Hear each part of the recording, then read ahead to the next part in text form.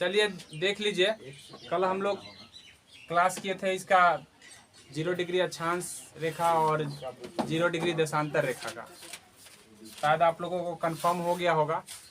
अभी हम थोड़ा उससे एक सवाल पूछना चाहेंगे। एक सवाल है, आप सभी को बताना है कि निम्न में कौन 0 डिग्री देशांतर से नहीं गुजरता,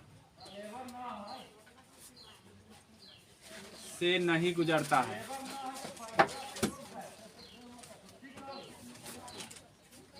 ऑप्शन में दिया हुआ है ब्राजील, ऑप्शन बी में दिया हुआ है इक्वाडोर, ऑप्शन सी में दिया है दक्षिण अफ्रीका, और डी में दिया हुआ है इनमें से सभी। इनमें से सभी बताओ क्या होगा? सभी होगा। सभी होगा। सभी होगा। सभी नहीं गुजरते हैं।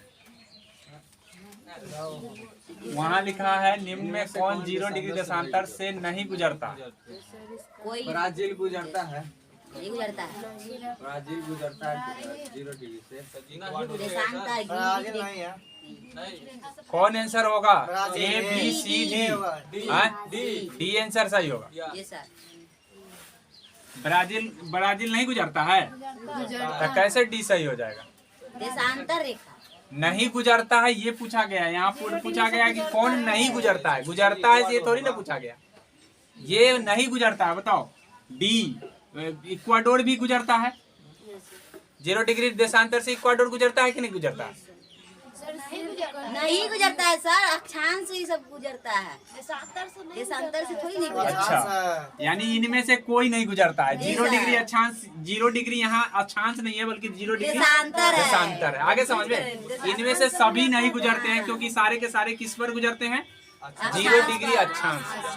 आ गया? अक्षांश पर ये एक भी देश नहीं है।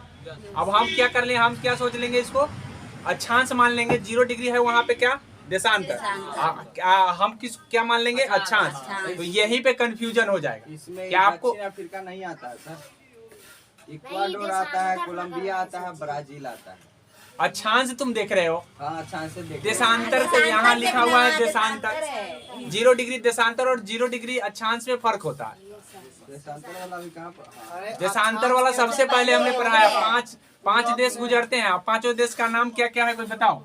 ग्रेट ब्रिटेन होगा, ग्रेट ब्रिटेन, फ्रांस है, 3 गो ऊपर है, फ्रांस है, स्पेन है, ये तो हो गया यूरोप के देश। अफ्रीका के देश भी 5 गो है, अल्जीरिया है, यही ना। उसके बाद माली हो गया, बुर्किना फासो है, बुर्किना फासो, उसके बाद घाना, और उसके बाद घाना है, उसके बाद टोंगो है। 8 गो है। क्या इसमें से कोई देश आया है? नहीं। इस डी आंसर सही हो जाएगा। आगे समझ में? वेरी गुड, बहुत अच्छा आपने पकड़ा। क्योंकि यहाँ पे ये चीज देख लीजिए कि 0 डिग्री देशांतर और 0 डिग्री अक्षांश में फर्क होता है। लेकिन एग्जाम में हम क्या करेंगे कंफ्यूज कि 0 डिग्री देशांतर को हम समझ लेंगे, पढ़ तो रहे देशांतर लेकिन समझ लेंगे क्या? अक्षांश। तो ऐसे सवाल गलती मतलब जानबूझ के होते हैं। मतलब जान रहे हैं, समझ रहे हैं कि हाँ इसका आंसर ये होगा, लेकिन गलती क्या कर लेते हैं, हम इसको समझ लेते हैं कुछ और। अक्षांश के बदले देशांतर और देशांतर के बदले अक्षांश। इसीलिए इस गलती को ना करें, इसीलिए ऐसे सवाल दिए गए। अब हम अपनी आगे की ओर क्लास बढ़ाएंगे क्योंकि टेस्ट का, इसके लिए एक टेस्ट रखा जाएगा, तभी पता चलेगा कि कितना आपको आता है कितना नहीं। ठीक है, आगे हम बता रहे थे आपको, हमने बताया था आपको, ये है आपका पृथ्वी, और पृथ्वी पर होते हैं, ये होते हैं आपका 0 डिग्री, ये होते हैं आपका 30 डिग्री, 23 डिग्री, इसको मान लीजिए 23.5 डिग्री, और इसको 66.5 डिग्री, 66.5। जस्ट नीचे आएंगे तो उसी तरीके से होगा 23.5 डिग्री, और ये 66.5 डिग्री। भली भांति जानते हैं इसको क्या कहते हैं? क्या कहते हैं इसको? आर्कटिक वृत्त। क्या कहते हैं इसको? क्या कहते हैं? कर्क रेखा। इसको कहते हैं कर्क रेखा। इसको क्या कहते हैं? अक्षांश रेखा। कौन होगा? विषुवत रेखा। क्या होगा? विषुवत रेखा या भूमध्य रेखा। इसको क्या कहेंगे? मकर रेखा। इसको क्या कहेंगे? अंटार्कटिका कहेंगे ना। इसको क्या कहेंगे? अंटार्कटिका। तो मेरे ख्याल से ये कंसेप्ट क्लियर हो गया होगा, क्योंकि ये चीज मैं कल अच्छे तरीके से बताया। अगर आप 2 बार वीडियो देखिएगा तो कंसेप्ट पूरा क्लियर हो जाएगा। ठीक है, अब यहाँ पर देख लीजिए कि अब हम इसी से रिलेटेड आपको आगे बढ़ाने जा रहे हैं कि सर आपने ये ड्रॉ किया, ये तो आप बता दिया था, लेकिन इसके आगे हमको जानना ये है कि हम इसको 2-3 पेटियों में बांट देते हैं। जैसे कहने का मतलब है कि हम कभी आपने सुना होगा उष्ण कटिबंध। क्या पर सुना होगा? उष्ण कटिबंध। ठीक है, उष्ण कटिबंधीय सुने होंगे। उसके बाद है एक है उप उष्ण। एक होता है शीतोष्ण, या इसी को शीतोष्ण भी कहते हैं। शीतोष्ण। ठीक है, और एक होता है शीत। क्या होते हैं? शीत। मतलब उष्ण कटिबंध होता है, उप उष्ण या शीतोष्ण कटिबंध या शीत कटिबंध। कितने कटिबंध है? 1 2 3। तो याद रख लीजिए कि हम इसीलिए हम पृथ्वी को हम उसके टेम्परेचर के हिसाब से बांटते हैं। जैसा कि आपको पता होगा कि सूरज की किरणें 0 डिग्री पर सीधा पड़ता है। किस पर पड़ता है? 0 डिग्री। और 0 डिग्री पर सीधा पड़ेगा तो जहाँ सीधा पड़ता है गर्मी वही ज्यादा होती है। क्या होती है? जहाँ सीधा पड़ेंगे गर्मी वहीं पे ज्यादा होगा। बात सुनाई दिया ना? तो इसका मतलब है कि आप यहाँ से यहाँ तक अगर कोई भी देश होगा तो उस पर गर्मी अधिक होगी। ठीक है, और जैसे जैसे मतलब यानी कहने का मतलब है कि यहाँ से यहाँ तक गर्मी के हिसाब से मतलब टेम्परेचर के हिसाब से देखा जाए तो एक कटिबंध बनाया गया है, जिसको हम उष्ण कटिबंध के नाम से जानते हैं। मतलब यहाँ से यहाँ तक जो बनाया गया है उसको हम क्या कहते हैं? उष्ण कटिबंध। आपके नोट में भी दिए गए हैं। अगर ये चीज अभी एक बार समझ लेते हैं तो नोट को पढ़ के आप समझ पाएंगे, नहीं तो अन्यथा नोट आपको समझ में नहीं आएगा। इसीलिए यहाँ उष्ण कटिबंधीय क्षेत्र है ये। ठीक है, क्यों? कहाँ से कहाँ तक है? 23.5 डिग्री दक्षिण से 23.5 डिग्री ऊपर। मतलब कह सकते हैं कि मकर रेखा से कर्क रेखा के बीच में जो क्षेत्र है उस क्षेत्र का नाम है उष्ण कटिबंधीय क्षेत्र। समझ में आ गया होगा मेरे ख्याल से। यहाँ से यहाँ तक को हम उष्ण कटिबंधीय क्षेत्र। ठीक है, और जब आप ऊपर जाइएगा यहाँ से 66.5 पर आएंगे तो इसका नाम हो जाता है आपका शीतोष्ण कटिबंधीय। क्या होता है? शीतोष्ण कटिबंधीय क्षेत्र या शीतोष्ण क्षेत्र कह सकते हैं। अर्थात कहने का मतलब है ना ज्यादा गर्मी और ना ज्यादा ठंडा। ऊपर बढ़िएगा तो जैसे जैसे आगे सूरज की किरणें जाती है तिरछा होता चला जाता है। तो तिरछा हो गया तो थोड़ा सा यहाँ पे ना ज्यादा ठंडी या ना ज्यादा गर्मी होने के कारण हम इसको शीत उष्ण कहते हैं। क्या कहते हैं? तो आप अपना भी दिमाग लगा सकते हैं कि यहाँ से यहाँ पे ज्यादा गर्मी, यहाँ पे सूरज की किरणें सीधा पड़ता है इसलिए गर्मी ज्यादा है, इसलिए हम इसको क्या कहते हैं? उष्ण कटिबंधीय कहते हैं। अब यहाँ से ऊपर जाएंगे तो थोड़ा तिरछा होगा तो कम जो है गर्मी होगी, या कम गर्मी होने के कारण हम उसको क्या कहेंगे? आगे समझ में? शीतोष्ण कटिबंध कहेंगे। ठीक है, उसके बाद हम नीचे भी आएंगे तो वही बात हो जाएगा। अब उसके बाद ऊपर जाएंगे तो उस शीत कटिबंध हो जाएगा। मतलब यहाँ से ध्रुवीय क्षेत्र था 66.5 से 90 पर जाएंगे तो आपका ये शीत कटिबंध हो जाता है। मतलब ठंडा है। आपको पता है कि ध्रुव पर ठंडा ही ठंडा होता है, इसीलिए हम इसको क्या कहेंगे? शीत कटिबंध। तो समझ में आ गया कितने कटिबंध हो गए? एक शीत कटिबंध यहाँ हो गया, एक उष्ण कटिबंध 2 हो गए, और यहाँ से यहाँ तक आप कौन सा उष्ण कटिबंध 3 हो गए। 3 और 1 4 हो गया, 4 1 5। इसीलिए हम तापमान के अनुसार हम पृथ्वी को 5 पेटी में विभाजित करते हैं। कितने पेटी में? 5 पेटी में। 5 पेटी कौन कौन है? एक पेटी यहाँ से यहाँ तक, दूसरा पेटी यहाँ से यहाँ तक, तीसरा पेटी यहाँ से यहाँ तक, और चौथा पेटी आपका यहाँ है, और 5वां पेटी यहाँ। इसीलिए आपको कहा जाता है कि तापमान के अनुसार आप पृथ्वी को कितने भागों में विभाजित कर सकते हैं? तो 5 पेटी में, और 5 पेटी का मैंने नाम बता दिया। ठीक है, तो मेरे ख्याल से ये समझ में आ गया होगा कि 5 पेटी कौन कौन है। अब इसी 5 पेटियों से सवाल बनते हैं, मतलब एग्जाम में सवाल पूछे जाते हैं। इस 5 पेटी को बताने का मेन मकसद है कि आपसे पूछा जाता है घास का मैदान। क्या पूछा जाता है? घास का मैदान। अब घास के मैदान, कुछ घास के मैदान इस पेटी में है, कुछ इस पेटी में है, कुछ इस पेटी में है और कुछ इस पेटी में है। मतलब अलग अलग पेटियों में घास के मैदान है ना। घास के मैदान अलग अलग पेटियों में है। अब घास के मैदान, घास के नाम दे दिए जाएंगे और दे करके पूछ दिया जाएगा कि ये किस पेटी में पड़ता है, मतलब किस क्षेत्र में पड़ता है। या उष्ण कटिबंधीय घास के मैदान कौन है, शीतोष्ण कटिबंधीय घास के मैदान कौन है, या शीत कटिबंधीय घास के मैदान कौन है, ये डायरेक्टली पूछ लिए जाते हैं। इसीलिए हमको सबसे पहले ये पेटी को समझ लेना जरूरी है। और जब पेटी समझ लिए तो हमको लोकेशन समझना सबसे पहले जरूरी है। जैसे कि आप देख लीजिए कि ये जो है, आप ये श्रीलंका देख रहे होंगे, यहाँ पे श्रीलंका है छोटू सी, ठीक है। भारत के नीचे जो है ना छोटा सा ये श्रीलंका है। अब ये देख लीजिए कि ये 0 डिग्री जब अक्षांश जाता है तो 0 डिग्री अक्षांश यहाँ से इक्वाडोर से होते हुए लगभग इसके नजदीक से जाता है, नजदीक से जाता है ना। तो आप 0 डिग्री से 23 डिग्री तक को क्या कह रहे हैं? 0 डिग्री से 23 डिग्री तक को क्या कह रहे हैं? नहीं, कौन सा पेटी कह रहे हैं? उष्ण कटिबंधीय। उष्ण कटिबंध, तो इसका मतलब श्रीलंका में जो घास का मैदान होगा, कैसा मैदान होगा, कैसा घास का मैदान?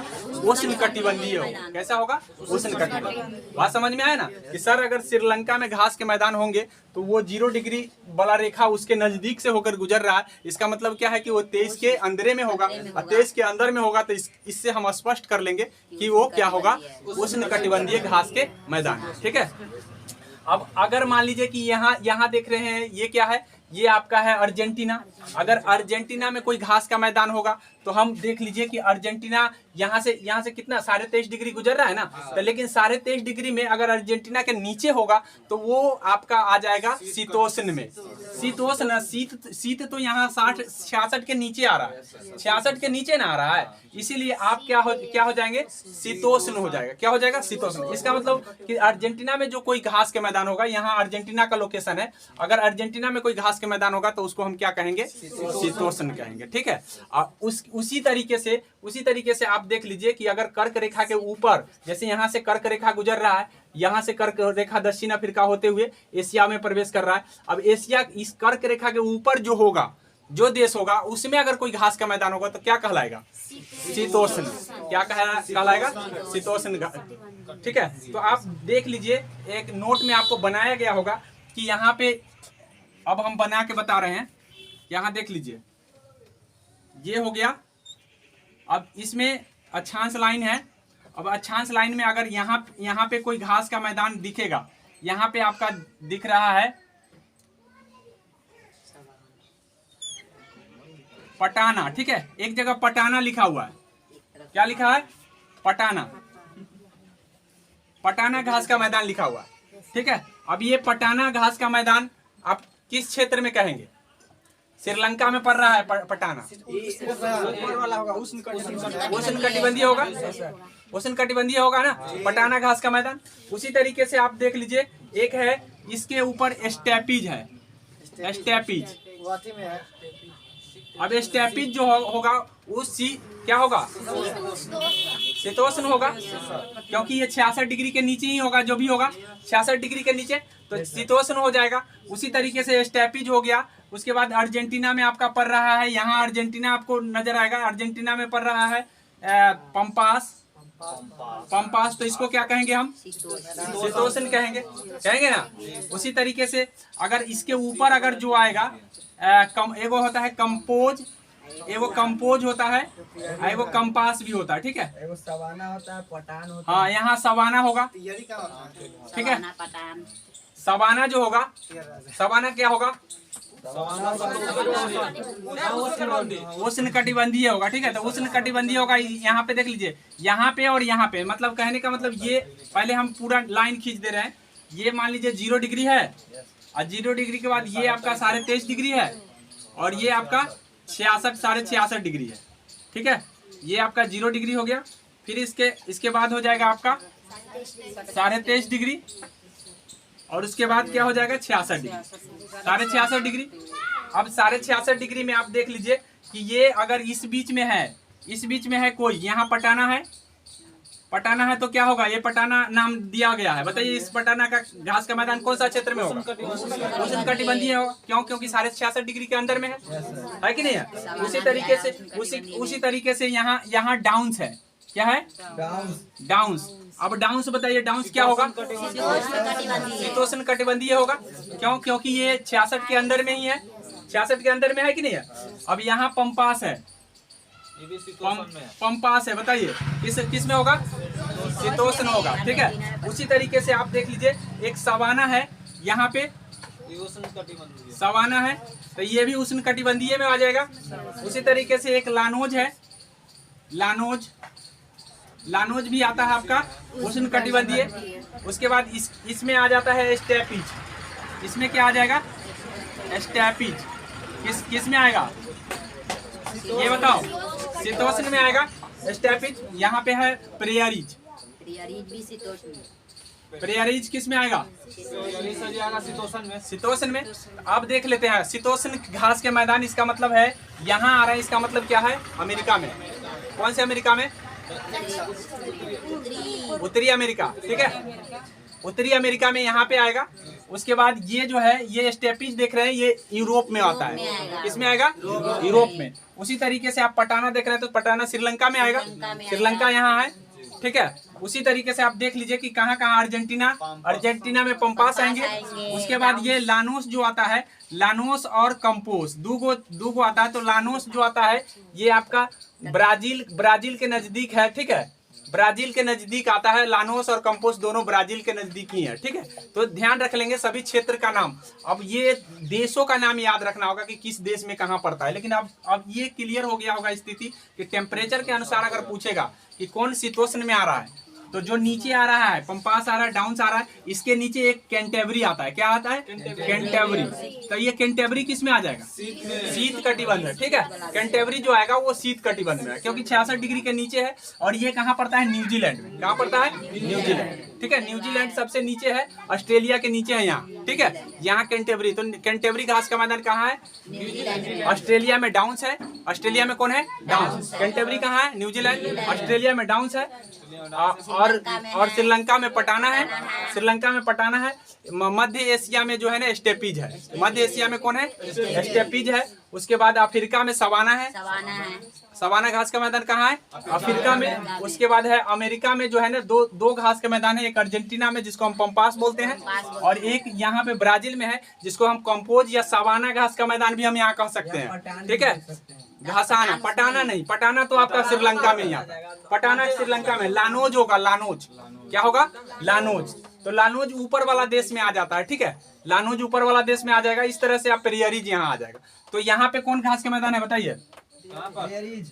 पेरियारीज। मध्य एशिया में स्टेपीज। मध्य एशिया में श्रीलंका में पटाना। श्रीलंका में और ऑस्ट्रेलिया में और न्यूजीलैंड में कैंटेबरी। क्या आएगा? कैंटेबरी। दक्षिण अफ्रीका में सवाना। दक्षिण अफ्रीका में सवाना। और दक्षिण अमेरिका में दो जगह है, एक अर्जेंटीना में और ब्राजील में। ठीक है, तो ध्यान रख लेंगे। अर्जेंटीना में पंपास है, उधर क्या है? लानोज है और कंपोज भी है। ठीक है, सवाना कभी कभी इसके जो क्षेत्र हैं सवाना घास के मैदान भी कह दिए जाते हैं यहाँ पे। ठीक है, याद रखिएगा कि कभी कभी ऑप्शन में ये भी आ जाता है कि सवाना कहाँ है, तो ब्राजील के क्षेत्र में भी सवाना घास के मैदान मिलते हैं। ठीक है, मेरे ख्याल से घास के मैदान क्लियर हो गया होगा। और कैसे हम इसको हम उष्ण कटिबंधीय क्यों कह रहे हैं, कटिबंधीय क्यों, शीतोष्ण कटिबंधीय क्यों कह रहे हैं, और शीत कटिबंधीय क्यों कह रहे हैं, ये चीज मैंने बता दिया। अगर ये चीज आपको पता है तो याद करने में थोड़ा सा आसान हो जाता है। ठीक है, तो अब हम आगे चलते हैं। ये घास के मैदान क्लियर हो गया। अब हम पढ़ेंगे वायु पवन को पढ़ेंगे। क्या पढ़ेंगे? वायु पवन। ठीक है, हवा। हवा इसी को कहते हैं, पवन को। वायु को। ठीक है, पवन जो होते हैं वो 3 तरह का होता है। कितने तरह का होता है? 3 तरह का पवन है। अस्थाई, मौसमी, स्थानीय। क्या होते हैं? अस्थाई होता है, मौसमी होता है और स्थानीय होता है। अस्थाई भी 3 प्रकार के हैं। अब अस्थाई को भी 3 प्रकार डिवाइड किया गया है। व्यापारिक, एक व्यापारिक, पधुआ, ध्रुवीय, पछुआ, पछुआ होगा, ध्रुवीय पछुआ, और एक होगा ध्रुवीय। अपूर्वैया, पुरवैया नहीं होता, ठीक है। हो सकता है अच्छा पछुआ पुरवैया होगा तो देख लेंगे हम, जब हम अभी तो मौसमी पढ़ना बाकी है, स्थानीय पवन बाकी है, तो ये सारे अभी बाकी है, तो अभी देख लेंगे। क्लियर है। पहले हम अस्थाई पवन को पढ़ेंगे कि अस्थाई पवन क्या होता है, ठीक है। तो अस्थाई पवन को भी पहचानने के लिए जैसा कि आपको पता होना चाहिए कि पृथ्वी पर टेम्परेचर एक जैसा नहीं है, ठीक है। पृथ्वी पर टेम्परेचर एक जैसा है नहीं है। क्यों नहीं है? मौसम के कारण, मौसम के कारण, मौसम बदलता है, टेम्परेचर घटता है। सूरज की किरणें सीधे नहीं पड़ने के कारण पृथ्वी पर हर जगह सूरज की किरणें एक जैसे नहीं पड़ते हैं। मैंने बोला ना कि 0 डिग्री अक्षांश पर सीधा पड़ता है, इसीलिए वहाँ टेम्परेचर अधिक होता है। जहाँ जहाँ तिरछा पड़ता है वहाँ टेम्परेचर अधिक नहीं होता है, धीरे धीरे कमता हुआ चला जाता है और लास्ट ध्रुव तक जाते जाते एकदम ठंडा हो जाता है। आगे नहीं समझ में? तो ये बात समझ लीजिए कि टेम्परेचर का एक समान न होने का रीजन यही है, सूरज की किरणें तिरछी पड़ना या समान रूप से न पड़ना। जहाँ ज्यादा पड़ रहा है, सीधा पड़ रहा है, वहाँ ज्यादा गर्मी है। इसीलिए हम फिर से हम आपको बता दे रहे हैं कि अभी हमने बताया है कि पृथ्वी को कितने कटिबंधों में बांटते हैं? 5 कटिबंधों में बांटते हैं। अब अगर हम वायु के हिसाब से, पवन के हिसाब से बांटे तो इसको हम 7 पेटियों में विभाजित करते हैं, मतलब 7 भागों में इसको हम विभाजित करके पढ़ते हैं। अब यहाँ देख लीजिए, ये 0 डिग्री है, 0 डिग्री के बाद 30 डिग्री आ जाएगा, ठीक है। 0 डिग्री के बाद 30 डिग्री, और 30 डिग्री के बाद 60 डिग्री, और 60 डिग्री के बाद 90 डिग्री। क्या हो जाएंगे? 90 डिग्री। उसी तरीके से 0 डिग्री के बाद आ जाएगा आपका, यहाँ नीचे भी आएगा 30 डिग्री, 30 डिग्री के बाद आ जाएगा 60 डिग्री, और 60 डिग्री के बाद आ जाएगा 90 डिग्री, ठीक है। तो 1 2 3 4 5 6 7 को पूर गए ना, 1 2 3 4 5 6 और 7 भागों में हम विभाजित करके पढ़ते हैं पवन के हिसाब से, ठीक है। पवन अब देख लीजिए, जो यहाँ पे आपको पता होना चाहिए कि जहाँ टेम्परेचर अधिक होता है वहाँ प्रेशर लो होता है, जहाँ टेम्परेचर अधिक होता है वहाँ प्रेशर लो होता है। यानी कहने का मतलब है कि जब हवा गर्म होता है तो गर्म हवा ऊपर उठता है। यहाँ देख लीजिए, तो कितने पेटी में हम कितने भागों में विभाजित कर दिए पवन के हिसाब से? 7 भागों में। जैसा कि आपको पता है कि टेम्परेचर जहाँ ज्यादा होता है वहाँ प्रेशर क्या होता है? लो होता है। क्यों? क्योंकि आपको पता होना चाहिए कि हवा जो है ना, गर्म हवा ऊपर उठता है, तो ऊपर उठने का मतलब ये हो गया कि वो हल्का हो गया। प्रेशर का मतलब है कि ज्यादा प्रेशर होता है वो नीचे आता है। प्रेशर जैसे कहते हैं, हवा को हम चाहे किसी गैस को दबाते हैं तो प्रेशर करके नीचे हो जाता है, तो प्रेशर ज्यादा होगा तो नीचे आएगा, लेकिन जब प्रेशर कमेगा तो क्या होगा? ऊपर आएगा। तो ऐसी परिस्थिति में याद रखिए कि इसको हम प्रेशर के हिसाब से, यहाँ पे हम लो प्रेशर का बेल्ट कहते हैं। क्या कहते हैं?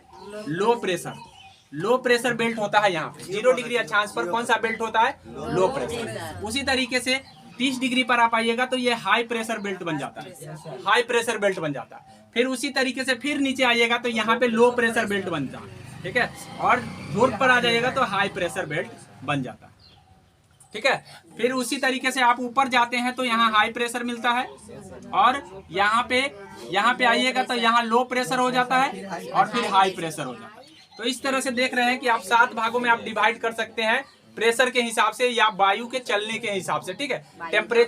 टेम्परेचर जैसे जैसे घट बढ़ होता है वैसे उसके हिसाब से जो है ना, लो प्रेशर और हाई प्रेशर का बेल्ट बन जाता है, ठीक है। अब यहाँ देखिए, तो स्वाभाविक है कि हम जानते हैं कि हवा जो है, हवा हमेशा किधर मुड़ेगा? हाई प्रेशर से लो प्रेशर की ओर। हवा जो है ना, हाई प्रेशर से लो प्रेशर की ओर चलता है, क्योंकि आपको पता है कि नीचे हाई प्रेशर था, जैसे ही टेम्परेचर आया तो पहले गर्म ऊपर का हवा होगा कि नीचे का? पहले ऊपर का, तो ऊपर का हवा ना ऊपर उठेगा। तो यानी कि जैसे जैसे लो प्रेशर होगा, यानी कहने का मतलब लो प्रेशर की ओर हवा जो है ना, हाई प्रेशर से लो प्रेशर की ओर धकेलता है। जहां भारी हवा हल्की हवा को धकेलते रहता है, भारी हवा क्या करता है? हल्की हवा को धकेलते रहता है, जिसके कारण कि हवा का गति किधर होता है? हाई प्रेशर से लो प्रेशर, हाई प्रेशर से लो प्रेशर। तो यहाँ पे देख लीजिए, इसके हिसाब से आप अंदाजा लगा सकते हैं कि भाई यहाँ का जो हवा होगा, ये इधर आएगा, इधर ही ना आएगा जी, इधर आएगा, फिर इधर आएगा, माने यानी कहने का मतलब जो भी यहाँ हवा होगा सब कहाँ आएगा, लो प्रेशर की ओर आएगा। किधर आएगा, लो प्रेशर। और जो यहाँ का हवा होगा ये हाई प्रेशर, लो प्रेशर की ओर जाएगा, हाई प्रेशर से लो प्रेशर जाएगा कि नहीं जाएगा। इस तरह से आप देख लीजिए कि इस तरह से ये बनाया गया है। अब ये देख लीजिए, इससे अंदाजा लग जाएगा कि हवा के दिशा कैसे मुड़ते हैं। यानी कहने का मतलब है कि 0 डिग्री 30 डिग्री से हवा किधर जाएगा, 0 डिग्री। 30 डिग्री से हवा किधर जाएगा, 0 डिग्री। अब देखिए, अब हाई प्रेशर यहाँ भी है, ये इधर कुछ हवा इधर मुड़ेगा तो कुछ हवा इधर भी मुड़ेगा ना। तो इधर मुड़ेगा तो इधर की हवा जो है ना, इधर लो प्रेशर की ओर ऐसे मुड़ेगा। ठीक है, ऐसे मुड़ेगा। इस तरह से आप देख लीजिए कि ये हवा जो है इधर मुड़ गया। यानी कहने का मतलब है कि ये लो प्रेशर से हाई प्रेशर से लो प्रेशर की ओर जा गया। जस्ट उसी तरीके से यहाँ भी होगा, यहाँ भी होगा। देख लीजिए, ये हवा ऐसे मुड़ रहा। ठीक है, अब एक चीज आप यहाँ पे गौर किए होंगे कि सर आपने यहाँ तो देखा, यहाँ देखा कि इस साइड से जा रहे हैं तो इस साइड मुड़ा, इसकी दिशा एक अलग हो गई और इसकी दिशा वही रही। यानी कहने का मतलब है, कहने का मतलब ये वही दिशा ना बन रहा है, सेम ही दिशा ना बन रहा है, लेकिन ये क्या सेम दिशा बन रहा है? ऐसा क्यों हुआ सर? तो ऐसा होने का कारण है कि एक फेरल का नियम लागू होता है इस पर, जिसको हम कोरियोलिस बल कहते हैं। क्या कहते हैं? कोरियोलिस बल। तो कोरियोलिस बल जो है ज्यादा लगता है ध्रुव की ओर। ठीक है, ध्रुव की ओर ज्यादा लगता है, जिसके कारण जो है दक्षिणी ध्रुव में इसके दिशा को चेंज कर देता है। अर्थात दक्षिणी ध्रुव में वायु की दिशा जो है ना बाईं ओर हो जाती है और उत्तरी ध्रुव में वायु की दिशा दाईं ओर हो जाती है। ठीक है, यही कारण है कि आप हवा में चेंजेस देखने को मिल गए। ठीक है, हवा में चेंजेस देखने को मिल जाता है। तो ये पूछा जाता है कि किस बल के कारण जो है ना हवा की दिशा बदल जा रहे हैं। और कोई चीज प्रभावित नहीं करता है, सिर्फ दिशा ही परिवर्तन करता है। टेम्परेचर में कोई परिवर्तन नहीं होता है। एग्जाम में ये पूछ दिया जाता है कि कोरियोलिस बल के कारण बदल जाते हैं तापमान, दिशा, हर चीज ऐसे करके ऑप्शन दिए जाएंगे। तो टेम्परेचर में कोई बदलाव कोरियोलिस बल के कारण नहीं होता है। घूर्णन गति में प्रभाव पड़ता है और घूर्णन गति में प्रभाव करने के कारण दिशा में चेंजेस देखने को मिलते हैं। तो मेरे ख्याल से ये बात समझ में आ गया होगा कि भाई ये जो है ना लो प्रेशर से हाई प्रेशर से लो प्रेशर की ओर कैसे दिशा मतलब पकड़ता है हवा और कैसे उठता है और क्यों जाता है। कारण इसका अगर रीजन हमको पूरा पता है तो याद करने में हमारे लिए आसान हो जाता है। और नोट्स में पूरा का पूरा दिया गया है और दिखाया गया है। अगर मेरे ख्याल से एक बार आप खुद से बना लेते हैं तो आपको भी आ जाएगा, सोचना नहीं पड़ेगा ज़्यादा। ठीक है, तो आगे बढ़ते हैं। यानी कहने का मतलब है ये आपको कहानी समझ में आ गया होगा, पूरा का पूरा कहानी कि किस तरह से हवा किधर जाता है। अब हम बात करेंगे। हम तो बात कर रहे थे सर अस्थाई पवन की, आपने ये क्या बता दिया? ये अस्थाई पवन के बारे में तो आपने चर्चा ही नहीं किया। तो यानी चर्चा करेंगे। यानी ये जो है अस्थाई पवन जो है, अब यहाँ से यहाँ तक का जो बेल्ट है 30 से 30 का बेल्ट, 30 से 30 के बेल्ट में जो चलता है उसी को हम व्यापारिक पवन कहते हैं। उसी को हम कहते हैं व्यापारिक पवन। तो ये पूछा जाता है कि व्यापारिक पवन कितना अक्षांश से कितना अक्षांश चलता है। आगे समझ में, कितना अक्षांश से कितना। और अब पूछ दिया जाता है, यही चीज पूछ दिया जाता है कि व्यापारिक पवन दक्षिणी गोलार्ध में व्यापारिक पवन की दिशा क्या है। अब व्यापारिक पवन की दक्षिणी गोलार्ध में दिशा क्या है? अब बताइए आप लोग में से कि क्या कौन दिशा है व्यापारिक पवन की दिशा क्या है? 30 से 30 पश्चिम है सर जी। क्या पश्चिम है? ये देखिए दिशा का थोड़ा सा ज्ञान दे देते हैं। दिशा जो है ये है आपका, ये उत्तर पूर्व है, ये आपका दक्षिण पूर्व है और ये आपका उत्तर पश्चिम है। अच्छा ये है दक्षिण पश्चिम। दक्षिण पश्चिम। ठीक है, दक्षिण पश्चिम। अब ये पता चल गया कि सर इधर कौन सा दिशा है, इधर कौन सा दिशा है। ये आपका होता है पूरब, ये होता है उत्तर, ये होता है आपका पश्चिम और ये होता है दक्षिण। तो हम इसको दक्षिण पूर्व कह सकते हैं, या हम पूर्व दक्षिण पूर्व कहेंगे, यहाँ उत्तर पूर्व कहेंगे, यहाँ कहेंगे दक्षिण उत्तर पश्चिम कहेंगे और यहाँ दक्षिण पश्चिम कहेंगे कि नहीं कहेंगे? अब देख लीजिए, दक्षिणी गोलार्ध 0 डिग्री से नीचे होगा और 0 डिग्री से ऊपर उत्तरी गोलार्ध है। तो 0 डिग्री से आप जब ऊपर जा रहे हैं, 0 डिग्री से ऊपर जा रहे हैं या 0 डिग्री से नीचे जा रहे हैं, तो उसी से पता चलेगा कि आपको दक्षिणी गोलार्ध में पूछा है तो दक्षिणी गोलार्ध में हवा का दिशा देख लीजिए, व्यापारिक पवन की दिशा ये किस दिशा में जा रहा है? जा तो रहा है उत्तर पूर्व, लेकिन आ किधर से रहा है? आ किधर से जा रहा है? दक्षिण पश्चिम से। दक्षिण पश्चिम से आ रहे हैं। आ किधर से रहे? दक्षिण पश्चिम से। तो कभी अपने गांव में सुना होगा कि किसी का शादी होता है, तो शादी होता है तो जहाँ से वो आता है वहीं वाली के नाम रख दिया जाता है। हाँ। नाम रख दिया। तो हवा में भी वही कंसेप्ट है, ठीक है। जिधर से आया वही नाम रखा जाएगा। आप अगर कह देंगे कि ये कौन हवा है, तो ये दक्षिण पश्चिम हवा है। क्या है? कौन हवा है? तो दक्षिण दक्षिण, पश्चिम हवा है। ठीक है। कौन सा हवा है? दक्षिणी पश्चिमी हवा है, ठीक है। दक्षिणी पश्चिमी। लेकिन जा किधर रहा है, जाने का बात अलग होगा, ठीक है। और हवा कौन सा है? तो दक्षिणी पश्चिम। तो ये ध्यान कर लेंगे कंसेप्ट। हाँ, मतलब जिस दिशा से आएगा नाम वही रखा जाएगा, दक्षिण पश्चिम हवा, ठीक है। और जब दक्षिण पश्चिम हवा जाएगा तो दक्षिणी पश्चिमी मानसून के नाम से आगे हम बताएंगे कि कैसे दक्षिणी पश्चिमी मानसून हम उसको कहते हैं, ठीक है। तो ये मेरे ख्याल से व्यापारिक पवन समझ में आ गया होगा। और व्यापारिक पवन की दिशा आपको पूछा जाएगा तो ध्यान रखना है कि दिशा कौन सा दिशा में चल रहा है, तो ये कौन सा दिशा होगा, ये कौन सा दिशा होगा, ठीक है। और किस दिशा से आता है और किस दिशा जा रहा है, ये फर्क होते हैं, ठीक है। तो दिशा कौन सा है ये देख रहे हैं, और किस दिशा से आ रहा है ये भी देख रहे हैं। क्लियर हो गया? चलिए, अब इसके ऊपर जो होगा, इसके ऊपर वाला जो पवन होगा वो पवन आपका कहलाएगा पछुआ पवन। क्या कहलाएगा? पछुआ पवन। मतलब इसके ऊपर जो 60 डिग्री तक का जो हवा होगा उस हवा का नाम है पछुआ हवा। अगर यही चीज अगर हम किताब में पढ़ने जाएंगे ना तो कंसेप्ट नहीं आता रहता, जल्दी हमको समझ नहीं आता रहता है कि क्या कहा है। लेकिन अगर फिगर के माध्यम से हम बता रहे हैं तो शायद आपको जल्दी से समझ में आ गया कि अच्छा सर यही है पछुआ पवन और यही है व्यापारिक पवन। तो व्यापारिक पवन क्या है और कहाँ चल रहा है, पछुआ पवन क्या है और कहाँ चल रहा है, उसके ऊपर जो भी हवा चलेगा वो क्या है? ध्रुवीय। जैसा कि आपको नाम से भी स्पष्ट हो रहा है, ध्रुव से चलने वाली हवा को हम ध्रुवीय पवन। तो मेरे ख्याल से ये बात समझ में आ गया होगा, क्लियर हो गया कि ये है पवन की कहानी। लेकिन कौन सी पवन? अस्थाई पवन। अभी हमने अस्थाई पवन की ही चर्चा किया है, अभी आपको मानसूनी पवन का चर्चा बाकी है, ठीक है। अब मानसूनी पवन की बात करेंगे। मौसमी पवन में मानसूनी हाँ, आता है। वही है मौसमी पवन जो है ना, मानसूनी पवन ही है। यानी कहने का मतलब मौसम के अनुकूल बदलेगा। जैसा अब यहाँ देख लीजिए, मौसमी पवन जो है ये भी आपका कई टाइप से रखा जा सकता है। 3 टाइप का होगा। एक होगा मानसूनी, स्थल एवं जल समीप। हाँ, एक होगा मानसूनी, स्थल एवं जल समीप। एक होगा आपका स्थल एवं जल समीप, पर्वत एवं घाटी समीप।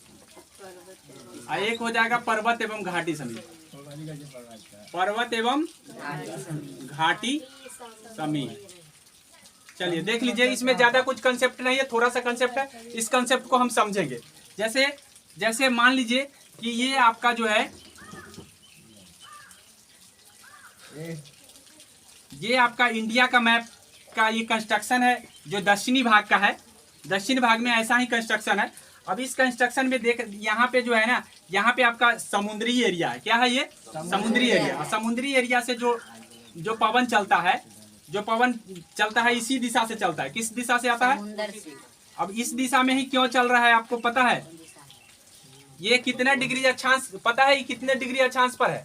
हमारा 0 डिग्री अक्षांश पर भारत नहीं है। भारत की अक्षांश जो है ना शुरुआती हो रही है 6 डिग्री। भूमि की बात करें तो 6 डिग्री से नहीं 8 डिग्री से शुरू हो रही है, ठीक है। लेकिन अगर हम यही चीज बात करेंगे, हमारा जो भारत है वो थोड़ा सा नीचे अंडमान निकोबार बंगाल की खाड़ी में है। तो बंगाल की खाड़ी थोड़ा नीचे पड़ जाता है, इसलिए 6 डिग्री से शुरू हो रहा है। लेकिन भूमि कहाँ से शुरू हो रहा है? 8 डिग्री से शुरू हो रहा है। कहाँ से? 8 डिग्री से। तो 8 डिग्री से शुरू हो रहा है। तो यहाँ से जो हवा चलेगा इस तरह का हवा चलेगा। अब इस तरह से हवा जा करके यहाँ पे एक पर्वत है। इस पर्वत के कारण ये हवा आगे चल करके मानसूनी हवा, ये दक्षिणी पश्चिमी हवा है।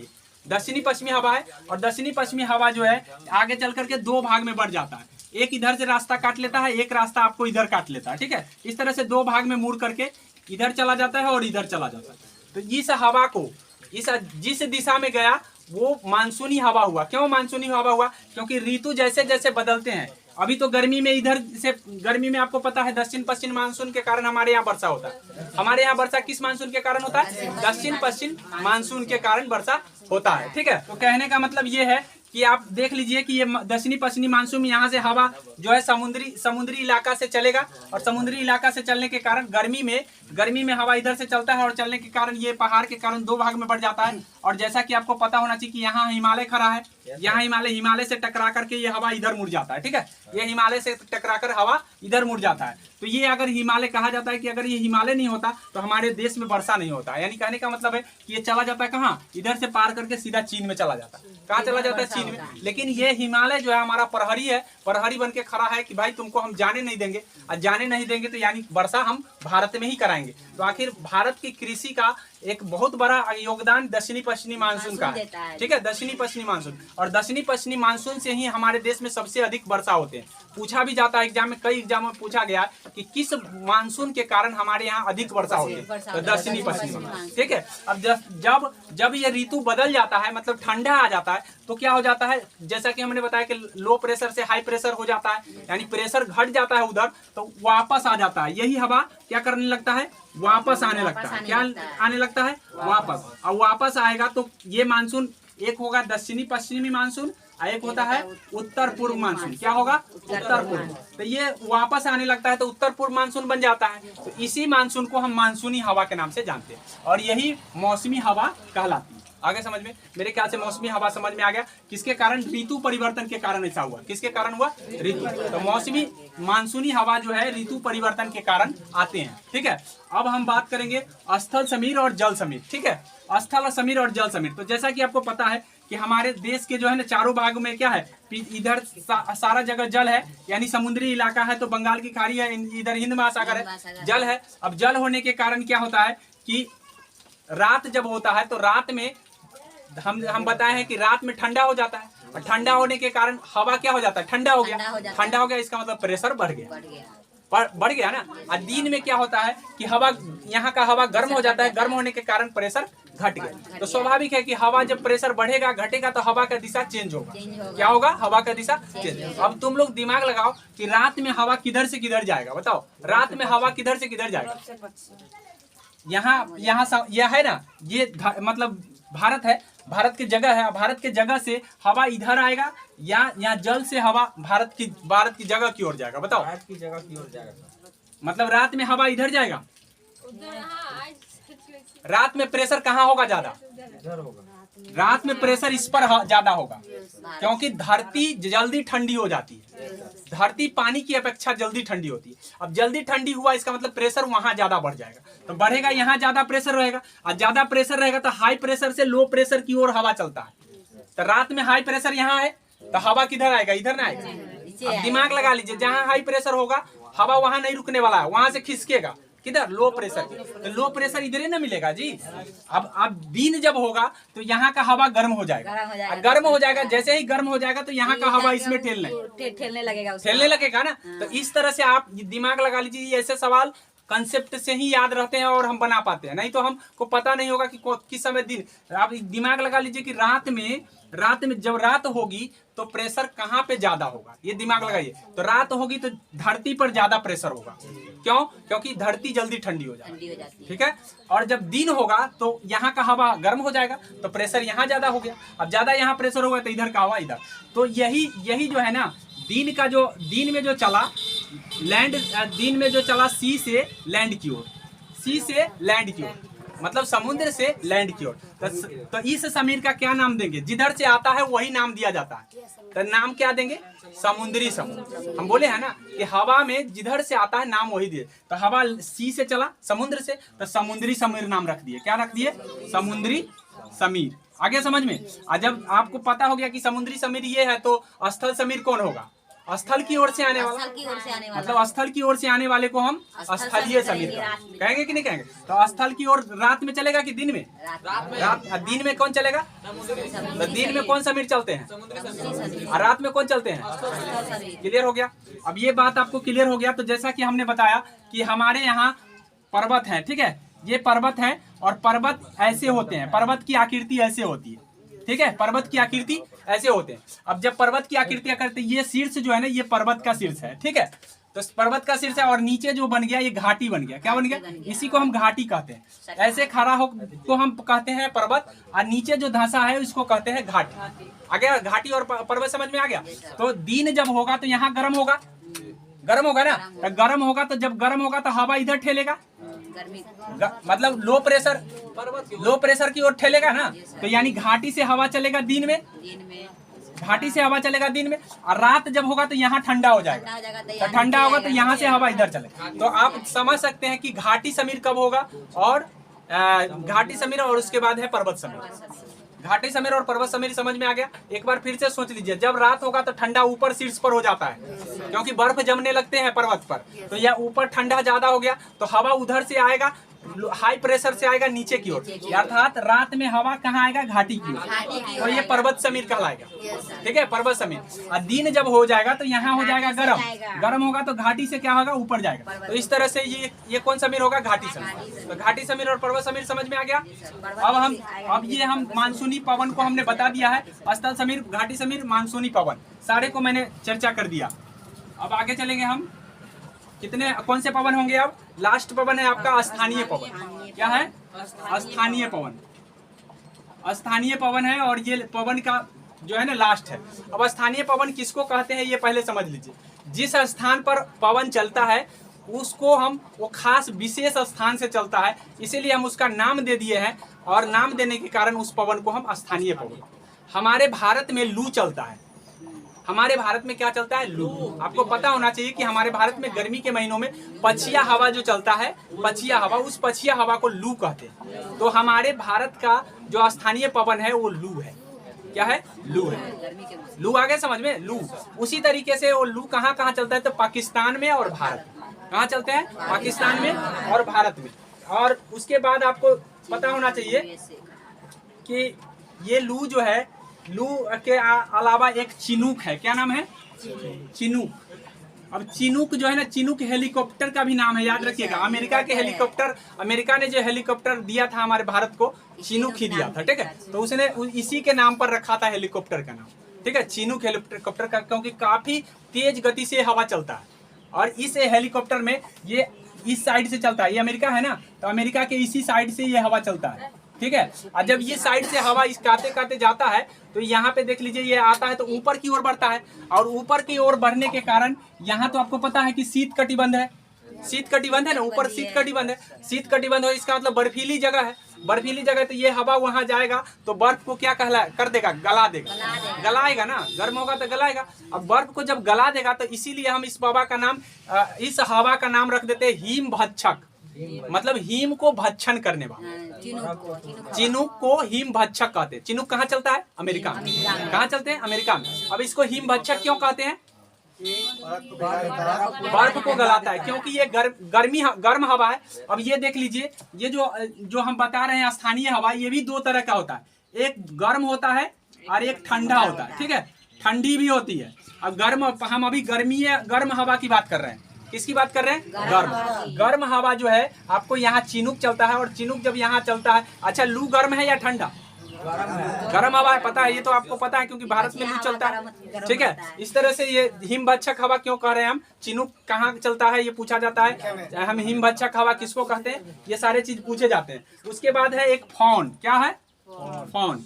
ये फॉन कहाँ चलता है, ये स्विट्जरलैंड में। कहाँ, स्विट्जरलैंड। ठीक है, अंगूर की खेती नहीं, अंगूर नहीं कहते, वहाँ पे अंगूर खेती होता है। ठीक है, अब यहाँ देख लीजिए स्विट्जरलैंड कहाँ पे है सर, तो स्विट्जरलैंड का मैं लोकेशन दिखा रहा हूँ। ये देख लीजिए, ये अफ्रीका है, यहाँ पे इटली है, और इटली के बगल में यहाँ पे आपको स्विट्जरलैंड होगा। ठीक है, इसका मतलब यूरोप में चलता है। ठीक है, यहीं पे आपका देख लीजिए, यहीं पे आप लोकेशन देखिएगा तो स्विट्जरलैंड यहीं पे आपको दिखाई देगा, और ये इसी जगह जो है आपका कौन हवा चलता है, क्या नाम है उसका, फॉन। कौन चलता है, आगे समझ में। स्विट्जरलैंड में कौन हवा चलते हैं, एक होता है खमसीन। और खमसीन चलते हैं मिस्र में। कहाँ चलते हैं, मिस्र में। अब मिस्र कहाँ है, तो मिस्र का लोकेशन यहाँ है, देख लीजिए, यहाँ पे मिस्र का लोकेशन है। जैसे कि आपको पता है कि यहाँ से कौन सा कर्क रेखा गुजरता है, यहीं से कर्क रेखा गुजरता है इस देश से। यहाँ मिस्र लास्ट में है, मिस्र, और बीच में क्या है, बीच में यहाँ पे आपको पता होना चाहिए कि ये भूमध्य सागर है, यहाँ लाल सागर है। तो लाल सागर से सटा देश है ये मिस्र, और यहीं पे चलता है खमसीन। क्या चलता है, खमसीन। तो लोकेशन अगर आपको पता है तो हवा का नाम भी पता होगा, इसलिए लोकेशन याद करने की कोशिश कीजिए कि यहाँ पे कौन है, मिस्र। तो मिस्र में कौन चलेगा, स्विट्जरलैंड में कौन चलेगा, फॉन। अमेरिका में कौन चलेगा, चिनूक। और भारत में कौन चलेगा, आगे समझ में। तो इस तरह से धीरे धीरे याद करते चले जाएंगे, मतलब लोकेशन जब देखते चले जाते हैं तो धीरे धीरे याद होता है। उसके बाद खमसीन के बाद है हरमट्टन। क्या है? हरमट्टन। अब हरमट्टन जो है, हरमट्टन हवा जो है कहाँ चलता है? ये अफ्रीका में ही चलता है। यहाँ पे एक रेगिस्तान है सहारा। सहारा रेगिस्तान का नाम सुने होंगे, दुनिया का सबसे बड़ा रेगिस्तान है। ठीक है, तो यही सहारा रेगिस्तान से ही ये हवा उठता है। तो गर्म हवा होगा, स्वाभाविक है, रेगिस्तान से हवा उठा तो रेगिस्तान का हवा गर्म होगा या ठंडा? गर्म, क्योंकि रेगिस्तान है, वहाँ पानी नहीं है, तभी तो रेगिस्तान बना। इसीलिए आपको याद रखना चाहिए कि हरमट्टन यहीं से चलता है। कहाँ से? अफ्रीका के ये देशों से। और यहीं पे है सहारा लोकेशन। सहारा का लोकेशन यहाँ पे है। याद कर लीजिए, हम लोकेशन इसलिए याद करा रहे हैं ताकि वो ज्यादा चीजों को ज्यादा दिन तक आप याद कर रख पाएंगे। तो सहारा से चलता है कौन? हरमट्टन। अब हरमट्टन को जो है हम एक नाम से डॉक्टर पवन कहते हैं। क्या कहते हैं? डॉक्टर पवन के नाम से जानते हैं। क्यों डॉक्टर पवन क्यों कहते हैं? क्योंकि जब ये गर्म हवा उठ करके इधर आता है तो इधर का एरिया ठंडा है, ठंडा इलाका है। और ठंडा इलाका होने के कारण यहाँ काफ़ी सर्दी पड़ती है। अब सर्दी काफ़ी पड़ती है तो जैसे ही वो हवा पहुँचता है सबकी सर्दी खत्म हो जाती है। ठीक है, सर्दी यानी कि सर्दी ज़्यादा लगना बंद हो जाता है, सब नॉर्मल जीने लगता है। तो इसीलिए हम इसको डॉक्टर पवन के नाम से जानते हैं। आ गया? तो डॉक्टर पवन कौन है? हरमट्टन। ठीक है, हरमट्टन कौन सा क्या नाम से जाना जाता है? डॉक्टर। और चिनूक को किस नाम से जानते हैं? हिमभक्षक। क्या नाम से जानते हैं? हिमभक्षक। एक होता है नार्वेस्टर। नार्वेस्टर न्यूजीलैंड में चलता है। कहाँ चलता है? नार्वेस्टर। ठीक है, नार्वेस्टर जो चलता है न्यूजीलैंड में। तो नार्वेस्टर यहाँ न्यूजीलैंड है, देख लीजिए, यहीं पे चलता है नार्वेस्टर। ठीक है, नार्वेस्टर क्या चलता है? न्यूजीलैंड में। ठीक है, नार्वेस्टर हो गया। इस तरह से ब्रिक फील्ड है, बहुत सारे हैं, तो आप देख लीजिएगा, सारा नोट्स में लिखा हुआ है। हाँ, एक सिराको है, ठंडी। और अब हम ठंडी हवा की बात कर लेते हैं थोड़ा सा। ठंडी हवा कौन कौन से है ये देख लेते हैं। ब्रिस्टल। ठीक है, ठंडी हवा में कौन आता है? ब्रिस्टल। अब ब्रिस्टल जो है, ब्रिस्टल कहाँ पे चलता है ये जान लीजिए। ब्रिस्टल चलता है स्पेन और फ्रांस के बॉर्डर पर। कहाँ चलते हैं? स्पेन और फ्रांस। जैसा कि आपको पता है कि यहाँ एक जिब्राल्टर जल संधि है, मैंने बताया था। यहाँ पे क्या है? जिब्राल्टर। और यही जिब्राल्टर जल संधि से स्पेन और मोरक्को अलग होता है। ठीक है, स्पेन और मोरक्को। और ये जो है स्पेन से सटा हुआ है फ्रांस, इसीलिए स्पेन और फ्रांस के जो है ना बॉर्डर पर चलता है। ये स्पेन और फ्रांस में चलते हैं ये। ठीक है, ठंडी हवा ब्रिस्टल चलता है। ब्रिस्टल कौन सा हवा होगा? ठंडा। तो पूछा जाता है कि निम्न में कौन ठंडी हवा या कौन गर्म हवा? तो ब्रिस्टल। चिनूक कौन होगा? गर्म। और ब्रिस्टल कौन होगा? ठंडा। उसके बाद आपका है एक बाइज है। क्या है? बाइज, जो फ्रांस में चलता है। एक बिलिजार्ड है जो फ्रांस में, बिलिजार्ड चलते हैं यूएसए में। कहाँ? तो यूएसए और कनाडा। यहाँ देखिए, ये आता है इधर से, इधर शीत कटिबंध है और शीत कटिबंध है, तो इसीलिए यूएसए और कनाडा में चलते हैं। ऊपर से हवा, जो हवा ऊपर से आएगा वो ठंडा हवा, क्योंकि ध्रुवीय क्षेत्र से आने वाला हवा क्या होगा? ठंडा होगा। हमारा देश जो है ना, ध्रुव के नजदीक होते हुए भी ये कहा जाता है कि ठंडी उतना नहीं प्रभाव पाता है। तो कारण इसका यही है, एक हिमालय पर्वत जो है ठंडी हवा उधर से आने से रोक देता है, और रोकने के कारण हमारे यहाँ ठंडा का प्रकोप कम पड़ता है। मतलब कहने का मतलब यही है, कारण रीजन यही है। तो ये ध्यान रखिएगा कि पर्वत भी किसी भी मानसून को प्रभावित कर सकता है। ठीक है, पर्वत भी किसी मानसून को या किसी के टेम्परेचर को प्रभावित कर देता है। कारण इसका यही है कि पर्वत खड़ा हो जाएगा तो सामने से हवा नहीं आ पाएगा, तो वहाँ का टेम्परेचर अलग हो जाएगा। ये बात समझ जाइएगा। ठीक है, आगे है एक है पेम्परो है, जो अर्जेंटीना में है। जैसे कि पंपास आप पढ़े हैं, तो पंपास पर है, उसी तरीके से पेम्परो पढ़ लीजिए कि पंपास और पेम्परो कहाँ है? अर्जेंटीना में। उसके बाद है एक है पापागोया, जो है मैक्सिको में। मैक्सिको यहाँ पे पड़ता है। कहाँ? यहाँ पे। तो यही बात पर हम अपनी बातों को विराम देंगे, हम अब अगले दिन बताएंगे आपको।